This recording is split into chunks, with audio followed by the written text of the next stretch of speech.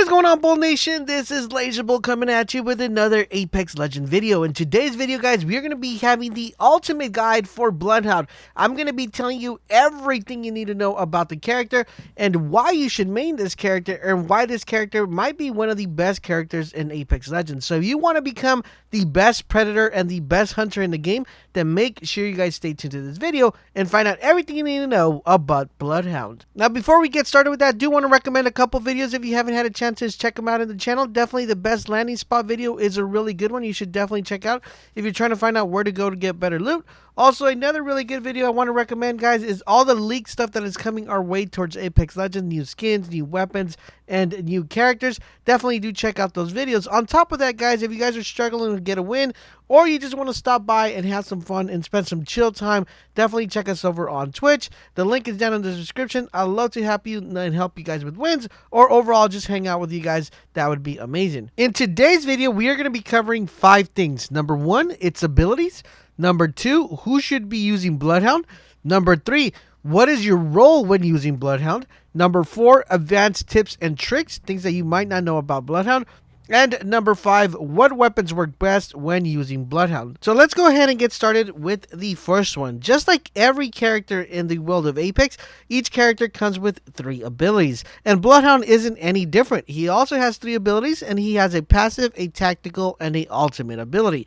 His passive ability pretty much is called Tracker, and what it does, it allows him to track enemies by leaving little clues around the map to identify where the enemies have been, where an enemy has bled, or where an enemy is going, and also letting you know exactly the distance or how long that pretty much that engagement happened. The number 2 ability is called Tactical, and this is Eye of the All-Father. What this one does, it briefly reveals enemies' traps, clues through all these structures and in front of you. So this is going to be your ability that you're going to be able to be using quite frequently. This one takes a total of 30 seconds to reveal, so you could definitely use this once, wait 30 seconds, and then you'll be able to use that ability once again. And the last ability he has is his ultimate ability called Beast of the Hunt.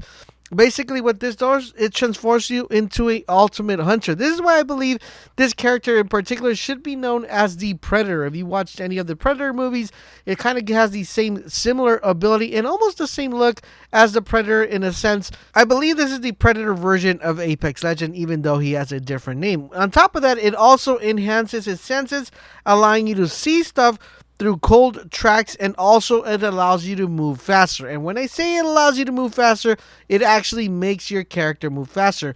One thing I want to debunk that a lot of people think, and I've seen a lot of players actually fall suit to this, is the fact that they think that when they go to their ultimate ability and the Beast of the Hunt, they become invulnerable to shots, or that they become invisible. And I want to debunk this because I've seen a lot of players commit this error. So just to let you guys know, you do not become invulnerable to bullets, and no, you do not become invisible. You are 100% visible. You're just moving faster, but you're able to track your enemy and see your enemy where others might not be able to see them. Now I'm going to give you a little bit more of an insight into each ability and kind of give you an idea of something that you may not be doing or might have not known of the ability. So let's start out with the first one, which is this passive ability called Tracker.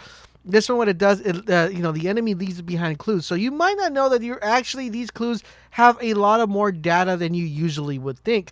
On top of that, guys, these clues are also beneficial not only for you, but also for your teammate. You're definitely going to want to be communicating with your teammate the clues that you're finding along the way. Now, what exactly are these clues? Well, we have multiple clues that we're able to pick up. Number 1, we're able to see when a team has gone down or when a team has actually jumped down from the area or moved to a different position. We're also able to track its footsteps.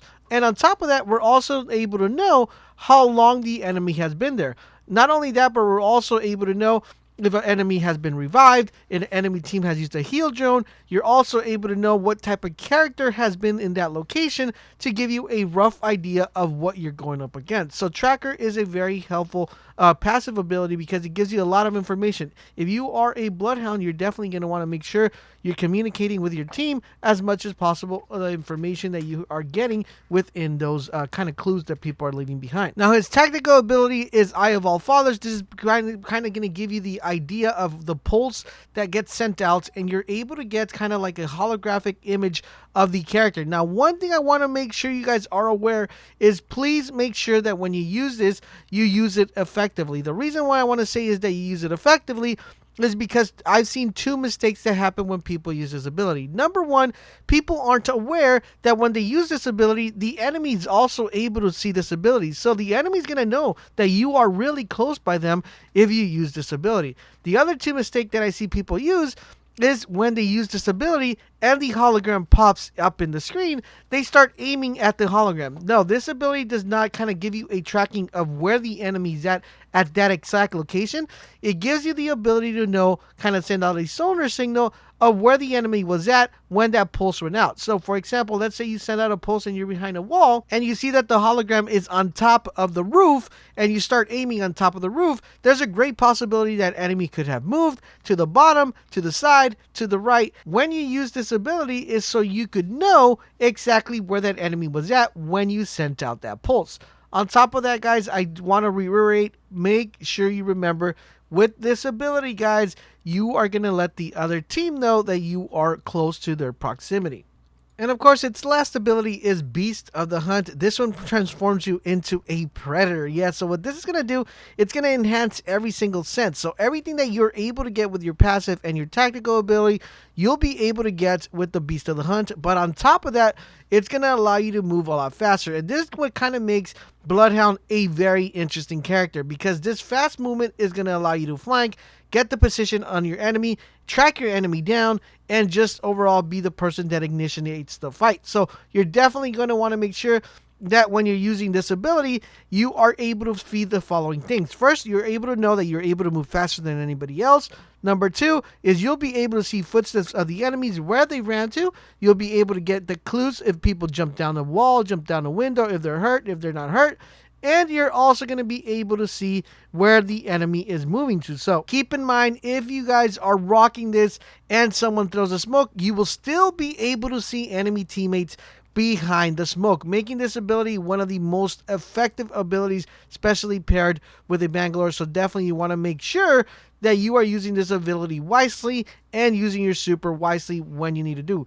Become a master predator and a hunter when this ability is activated. Make sure your mind is always on let's push, let's kill the enemy as quickly as you possibly can. All right, for now, for topic number 2 is who should use a bloodhound. This is going to be one of the most predominant questions that you need to ask yourself and you need to ask your teammates. Is my teammate using bloodhound? Should he use bloodhound or should he not use bloodhound? So this is the best way I can answer this question. It's going to be all determined on what type of player you are. If you're a player that likes to sit back and camp a little bit, or maybe just engage the fight waiting for your teammates to push, then Bloodhound is not a character for you. Now, if you are a character and you're a player that likes to push, that likes to kind of just go ahead of your teammate, make sure you get that first kill, make that first down, then you are going to want to make sure you use Bloodhound. Bloodhound is not a character built for people who sit back and camp or people who just kind of lay back and wait for the fight to come to them. Bloodhound is the character that needs to be out in the fight, making sure they get the first knock or the first kill or the first down and engaging that fight a lot faster. On top of that, if you are using a Bloodhound, make sure you're 100% using a mic, because the biggest issue with Bloodhound is you want to make sure that your teammates are aware of where people are at. Remember, they're not going to be able to see the enemy the way you see it. They're not going to know the clues that you see. And the only way your teammates are going to be able to see the clues and know the location of the enemy is if you relay that information to them. So number 2, guys, if you don't have a mic, don't use Bloodhound. So quick recap. If you like to push, use Bloodhound. If you have a mic, use Bloodhound. This is definitely a character for people who like to push and who like to communicate. If you don't like to do neither of those two, maybe select a different legend, and I have videos covering all the other legends, so you might find a character that suits your playstyle a little bit better. Number 3, guys, what is your role if you're playing Bloodhound? I kind of covered this a little bit on who should be using Bloodhound, but your role is number 1 is to relay information to your teammates and positions of the enemy, and number 2, to be an aggressive player and get that first knock and be as pushy as you possibly can. Of course, always communicating with your teammates exactly where you're going before you actually start pushing, because that's another issue I've seen a lot of players who they start pushing and they don't let nobody know where they're going, and this kind of leads to the downfall of your team. Now let's talk about the advanced tips and tricks that you're going to want to learn about BloodHound. There might be some things here that you might already know. There might be some things here that you didn't know. And there's probably going to be a couple things that you're going to definitely want to implement in your game. So dependent on, tip number one is dependent on the gun scope. So if you have a sniper scope, if you have a a 2 times, 3 times, 8 times, whatever scope you have, you're gonna be allowed to see the kind of clues at that distance. So for example, let's say you're gonna use your ability and you want to make sure you see a clue that's maybe like really far from you. If you have a 2 times, you'll be able to see that clue 2 times further. So remember, just because you're used to seeing the clues like right in front of you, if you have a kind of bigger scope, if your scope is further out, you're able to see clues and maybe identify where teams are at or where they have gone. That's a really good one that I don't see a lot of people implementing. Another thing that I want to let you guys know is also in regards to clues. I don't know if you guys knew, but you're also able to pin the markers within your clues. So for example, if you see a clue that says a person was here 42 seconds ago, then you're able to ping that, and your teammates or your allies are going to know exactly what that marker is telling you. So do keep that in mind. You're able to pin clues. Now, I kind of mentioned this already as well. Each clue will also let you know, guys, at what time that event happened. So a lot of people tend not to zoom into the clue. They just overlook the clue. If you actually look at the clue and zoom into the clue, it'll let you know if it happened 40 seconds ago, 20 seconds ago, 30 seconds ago. This is going to give you a better idea of knowing exactly how far or what the distance of the enemy might be at, or if that enemy team is at a close rate. Now, also in regards to the clues, guys, and I'm making a lot of emphasis on these, the clues are very important because they'll let you know if someone went up, someone went down, someone is running. It'll let you see their footsteps. So make sure you guys are paying close attention to the clues, which I'm pretty sure the majority of you guys should be already. On top of that, guys, the clues are color coordinated. If you didn't know, the clues are either red or a little bit white or a little bit further, more or less white.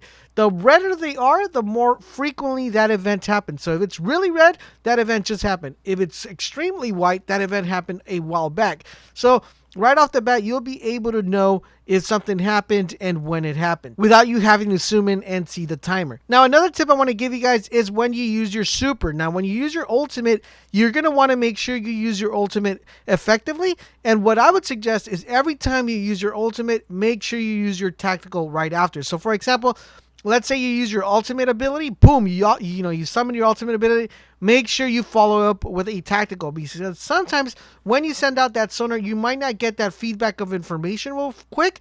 And what we'll do is if you use the tactical, you'll get the feedback if there's anybody at a very close proximity to you guys. So make sure you guys are aware of your surroundings at every single time. That is the best tip I could give you. On top of that, guys, I also want to let you guys know is also when you use your tactical and your ultimate, if you use these at higher altitudes, for example, if you're going up a balloon and you send out your pulse, or if you go like on top of a mountain, if you use these, you'll be able to see stuff further than you usually would if you use it at ground level. So keep that in mind. The higher you up, the more information you're able to get from that ability. And last but not least, guys, is what weapons work best when using BloodHound. Like I said, BloodHound is the type of character and the hunter, a predator. He's the one that has to be engaging the fight.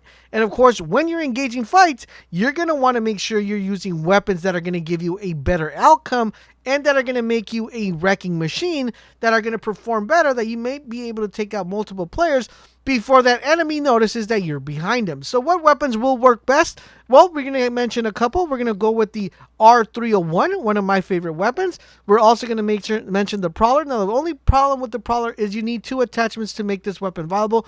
One, of course, is the heavy extended mags, and number 2 is the selective fire. If you're able to get these 2 modifications in the Prowler, then I would definitely put the Prowler before the R301, just because it has a faster time to kill. On top of that, guys, another weapon that, of course, that works really well is the Peacekeeper and the Mastiff. All shotguns are amazing as long as you're hitting your shots. You should be able to output a lot of damage, and sometimes when you're using BloodHound, or the majority of the time, you'll be able to get that shot before the team even knows that you're behind them. The best weapons that always do well are the close range weapons. The Spitfire actually does pretty well as well, so I would definitely add that in that column. And those are the best weapons you could possibly use for this character. But now is your time to shine in. Are you guys a BloodHound main? After watching this video, does it make you want to go ahead and play BloodHound? Also, what other character would you like to see next on the Ultimate Guide video? We're going to be covering each individual one of them. Remember, we are getting a set of new characters that are coming our way, so I will have you covered with those as well. Let me know in the comment section down below, who do you main and why do you main them? And I do hope you enjoyed this video. If you did, guys, and want to see more videos like this, do me the huge favor, guys, subscribe to the channel, turn on those notifications, and make sure you guys drop a like and share this video with your friends because it does help me out a lot. Don't forget, guys, if you want to stay up to date to all things Apex,